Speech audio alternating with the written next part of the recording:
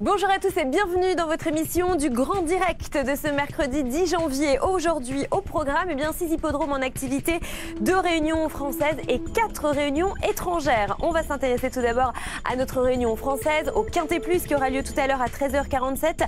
Ce sera sur l'hippodrome de Cagnes-sur-Mer. Ce sera dès la première épreuve du programme, ce sera le prix de la Côte d'Or. Ils seront 18 à participer au Quintet aujourd'hui, dont le 106 Canyon Castelet. Il est spécialiste du terrain et du parcours.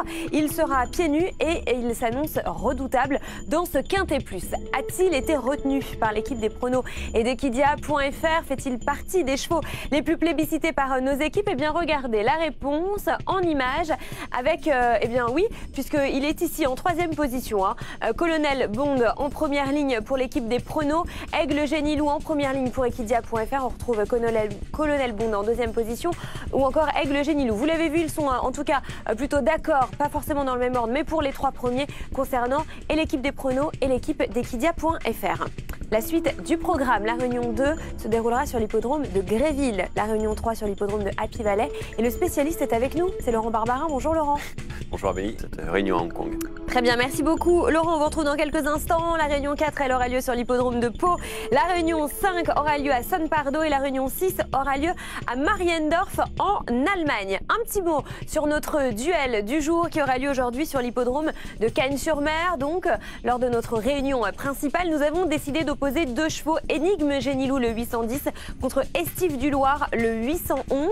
La question est simple, lequel de ces 2 chevaux s'imposera dans cette 8e épreuve à Cagnes-sur-Mer? 11 courses, 3 victoires pour le 810, 4 courses, 3 victoires pour le 811. Je vous ai posé la question pour y répondre, c'est très simple. Vous avez le compte Twitter d'Equidia toujours. Petite nouveauté avec le hashtag le Grand Direct. Allez, c'est parti. On démarre cette émission. Nous allons prendre la direction dans quelques instants de l'hippodrome de Gréville. Mais juste avant, on va tout savoir, ou presque, sur les partants de ce premier rendez-vous. En tout cas pour nous, c'est la 3e là-bas, Laurent. C'est la 3e donc. Et il y a un cheval qui tente un coup de 3 ici, c'est Master Sam qui reste sur 2 succès. 2 succès, ce numéro 4 acquis avec beaucoup de facilité. Voilà, il a été remonté au poids. On va voir si vous ressentez bien les choses, Laurent, dans quelques instants. Pour l'instant, ça s'est bien passé. Allez, c'est parti, 1400 mètres à parcourir, direction donc tout de suite l'hippodrome de Gréville. Vous sur l'hippodrome de Gréville, arrivée provisoire 5, 9, 8 et As, notez bien donc l'arrivée. Nous allons poursuivre avec les courses étrangères, mais nous allons prendre cette fois-ci la direction de l'hippodrome de Happy Valley. 3 courses à Happy Valley, Laurent. On va donc commencer tout logiquement par la première et on fait le point sur les partants. Oui, alors j'ai un tout petit problème. Je me suis fait piéger tout à l'heure parce que je suis venu très vite de l'autre plateau et donc j'ai laissé mes notes. Figurez-vous, il y a peut-être quelqu'un de sympa qui va... Vous êtes tellement brillant, Laurent, que vous n'avez pas besoin de notes. C'est gentil, ça. Alors, on va regarder. Il y a Fast One, le numéro 3, qui est une très belle chance, évidemment. Courir et si vous voulez, je me dévoue pour aller chercher vos notes. Oui. C'est fait. Allez, c'est parti. Direction tout de suite, donc, Hong Kong. Happy Valley, on vient de le voir avec cette victoire donc du numéro 4 qui s'impose, suivi du 11, du 7 et du 3. Laurent, on va vous retrouver tout à l'heure pour la prochaine. Allez, la suite de notre programme se déroule en France et plus précisément sur l'hippodrome de Pau. Pour m'accompagner, pour commenter cette réunion aujourd'hui, c'est Charlie Millepied qui va prendre la place de Laurent. Bonjour Charlie. Bonjour Amélie, bonjour à... Très bien, écoutez, on va démarrer donc et on va faire le point sur les partants de cette toute première épreuve. Est-ce que vous avez un petit coup de cœur au départ de cette première, Charlie? Coup de cœur, oui et non. Vous savez, il y a un grand favori, c'est Spanish One. Il est difficile à battre, mais c'est pas très spéculatif. Il y a peut-être numéro 5 en Brindoudéry qui va encore progresser. Ce serait le... Ils ne sont que 6, ils auront 3900 mètres à parcourir. C'est parti, direction donc tout de suite l'hippodrome de Pau pour la première.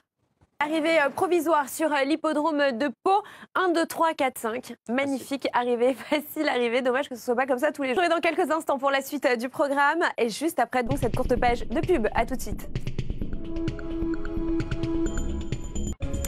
Nous sommes de retour dans le Grand Direct et nous poursuivons notre programme des courses sur l'hippodrome d'Happy Valley. On va faire le point avec Laurent sur les partants de la 2e, une épreuve qui réunit 12 concurrents, un handicap pour des chevaux qui sont âgés de 3 ans et plus, Laurent. Voilà, c'est ça. C'est une épreuve dans laquelle on aura 3 jockeys français qui seront au départ 2, pardon. Alexis Badel qui monte le numéro 5, Dr S, et puis le numéro 4, Gracie Dat, c'est l'amant de Pierre. C'est parti, donc on reprend la direction d'Happy Valley. Pour l'épreuve, c'est la 2e.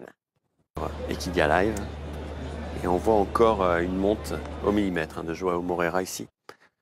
Belle victoire de ce numéro 2, effectivement, suivi du 7, du 9 et du 6. C'est donc l'arrivée provisoire. Laurent, à tout à l'heure. pour la suivante. Allez, quant à nous, on va repartir sur l'hippodrome de Pau. Place donc au partant de notre deuxième rendez-vous. On va faire le point avec Charlie. Charlie qui aime bien le dit, qui revient sur son parcours. Est-ce qu'elle pourrait à nouveau s'imposer? Ah oui, je crois qu'elle va être difficile à battre. Netlady, si elle reste debout sur ce cross, évidemment, c'est toujours un peu plus compliqué en cross, mais c'est une jument qui a beaucoup de qualité et qui, sur 4100, n'attend personne et difficile à aller chercher. Il y a des chevaux. On se donc au départ de ce deuxième rendez-vous. Direction donc tout de suite l'hippodrome de Pau. On y va. Rendez-vous sur l'hippodrome de Pau à la cote de 2,80 €, 2, 9, 8, 4 et 7. Arrivée donc provisoire, Charlie. On vous retrouve pour la troisième tout à l'heure. Autant les obstacles qu'on lui propose. C'était vraiment beau à voir. Effectivement, belle course donc à laquelle nous venons d'assister et on vous retrouve tout à l'heure pour la troisième. La suite du programme sur l'hippodrome d'Épinay-Valais avec Laurent Barbarin.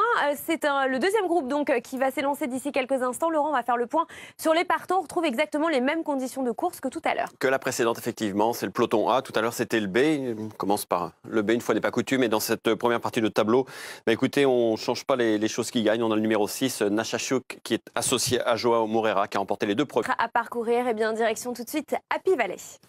Photo de 5 pour la 4e place.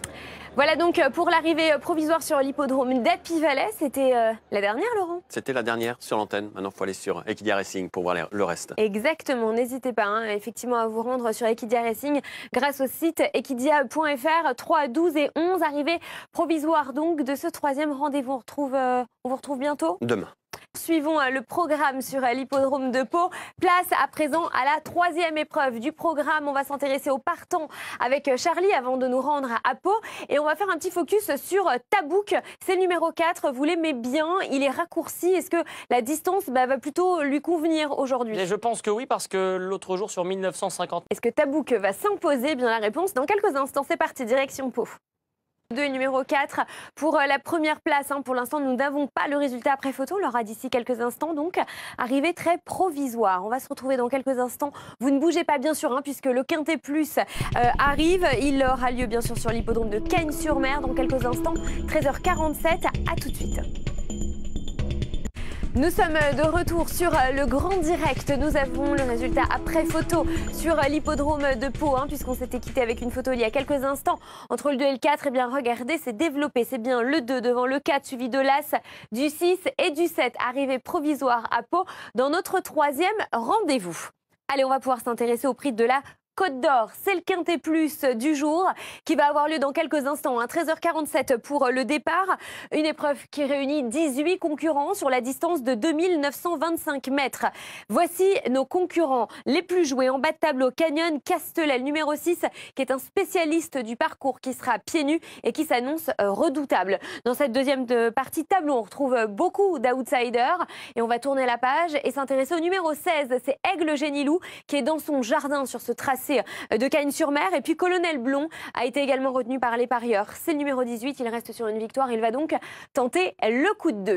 Avant de rejoindre Cagnes-sur-Mer, un point sur les chevaux du jour de nos journalistes. Regardez, vous pourriez vous en inspirer quelques minutes avant le Quintet Plus. Christophe Meyer aime bien Volcan du Vallon, tandis qu'Alexis Lévy, lui, préférera le numéro 18 dont je viens de vous parler, Colonel Blond. Allez, c'est parti, on rejoint tout de suite l'hippodrome de Cagnes-sur-Mer pour le Quintet et on va regarder ensemble la séquence date.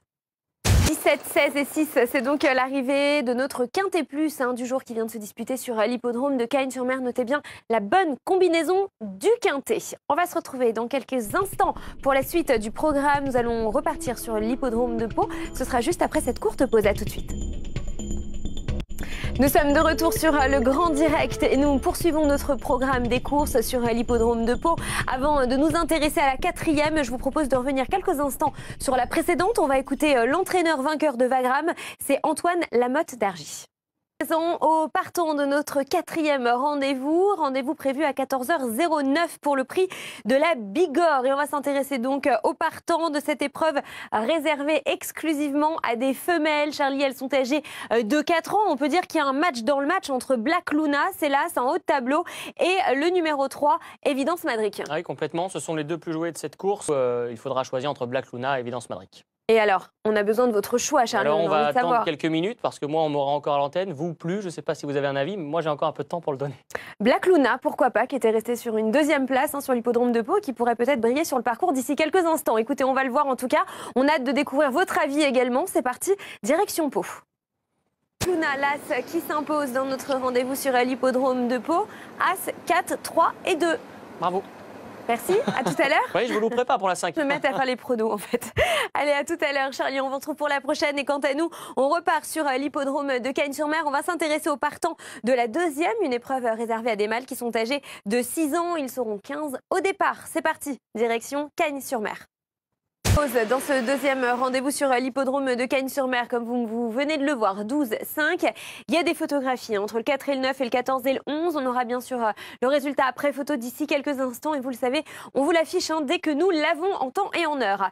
La suite du programme sur l'hippodrome de Pau, on va s'intéresser aux partants avec Charlie dans quelques instants. Il va faire le point avec le numéro 3, Calune, qui est son cheval du jour. Arrivée provisoire de notre rendez-vous sur l'hippodrome de Pau, la victoire, on vient de le voir, donc du numéro 2 suivi du 4 et une photographie pour la 3e place. Ça va se jouer entre l'As et le 3 suivi du 5. Charlie, à tout à l'heure. Oui.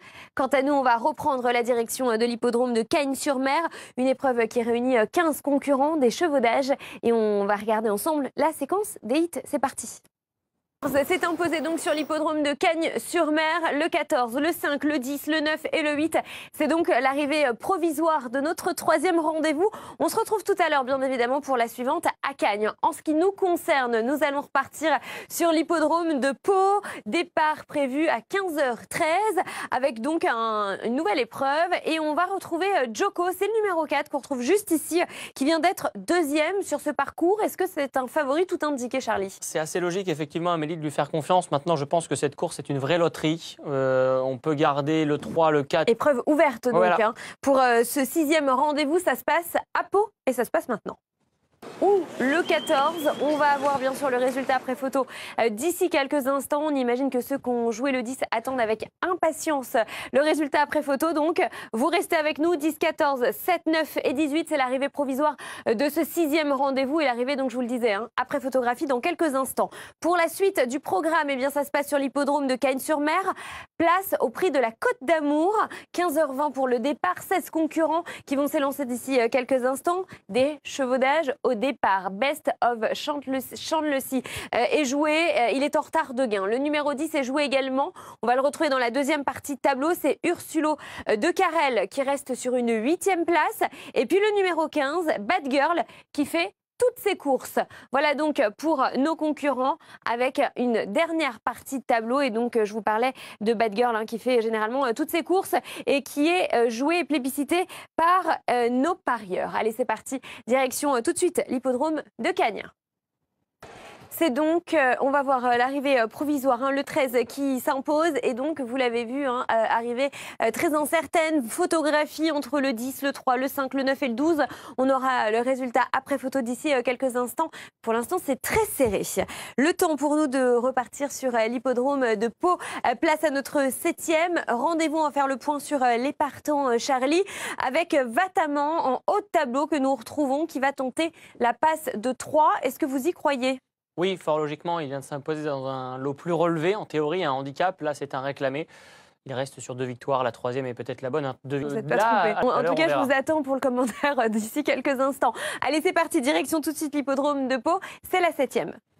Merci beaucoup Jean-Paul. Voilà donc pour l'arrivée provisoire, la victoire du 5 suivi du 2, du 3, du 8 et de l'As. Charlie, la suite tout à l'heure. Et quant à nous, on va repartir sur l'hippodrome de Cagnes-sur-Mer. Sachez qu'il y avait une enquête tout à l'heure sur le numéro 10 et sur le numéro 9. Ces 2 chevaux ont été disqualifiés. On revient justement sur ces résultats d'enquête commentés par les commissaires. Rendez-vous sur l'hippodrome de Cagnes-sur-Mer. Je vous propose de voir l'arrivée donc de cette épreuve 8 de As et photographie entre le 3 et le 6 pour la 4e place. Nous aurons bien évidemment le résultat après photo d'ici quelques instants. Dans quelques minutes, ce sera la dernière sur l'hippodrome de Pau et vous aurez le plaisir de retrouver dans quelques instants Jefferson qui va vous accompagner pour cette deuxième partie de Multiplex. C'est juste après ceci.